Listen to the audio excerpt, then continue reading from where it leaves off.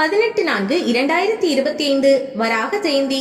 திருமால் இந்த உலகத்தை காப்பதற்காக எண்ணற்ற அவதாரங்களை எடுத்தார். அதில் 3வது அவதாரம் வராக அவதாரம். இரண்யாட்சன் என்ற அசுரன் பூமியை பாயாக சுருட்டி கடலுக்குள் ஒளித்து வைத்து விட்டான். அதனால் இந்த உலகம் இருண்டது. உயிர்கள் கவலையடைந்தன. தேவர்கள் வருந்தினர். அவர்கள் இந்த உலகத்தை மீட்டெடுப்பதற்காக மகாவிஷ்ணுவிடம் பிரார்த்தனை செய்த பொழுது மகாவிஷ்ணு வராக அவதாரம் எடுத்து பூமியை காத்தார் என்பது புராண நூல்களில் குறிப்பிடப்பட்டுள்ளது.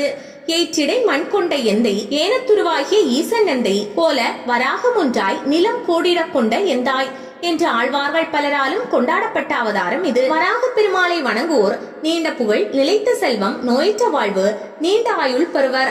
வராக அவதாரத்திற்கு எண்ணற்ற கோயில்கள் இருக்கின்றன. குறிப்பாக சென்னைக்கு அருகில் இருக்கக்கூடிய திருவிடந்தை கோயில் வராக அவதாரத்தில் புகழ்பெற்ற கோயில். சிதம்பரத்திற்கு பக்கத்திலே ஸ்ரீ முஷ்ணத்தில் இருக்கக்கூடிய பெருமாளுக்கு பூவராக பெருமாள் என்று பெயர். வராக பெருமாள் அவதரித்து பூமியை மீட்ட தினம் சித்திரை மாதத்தில் பிறை பஞ்சமி ஆகும். அன்றைய தினம் வராக ஜெயந்தி கடைபிடிக்கப்படுகிறது. மூலவர் ஸ்ரீ பூவராக பெருமாள் என்றும் தாயார் அம்புகவல்லி என்றும் பெயர் பெற்றுள்ளனர். உற்சவரின் திருநாமம் ஸ்ரீதேவி பூதேவி சமேத யக்ஞவராகர் என்பதாகும். தலவிருட்சம் அரசமரம். தல தீர்த்தம் நித்திய புஷ்கரணி. மேற்கு நோக்கிய ஆலயம். 7 நிலை கோபுரம்.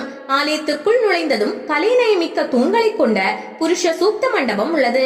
அதில் கருடாழ்வாரும் கருவறையின் முன்பாக காவல் புரியும் ஜெய விஜயர்களும் துவாரபாலகர்களாக இருக்கிறார்கள். கருவறையில் பூவராக பெருமாள் மேற்கு நோக்கி நின்ற கோலத்தில் அருள்பாலிக்கிறார். 2 கரங்களுடன் இடுப்பில் கை வைத்த கோலத்தில் 2 தேவியரோடு காட்சி அருள்கிறார்.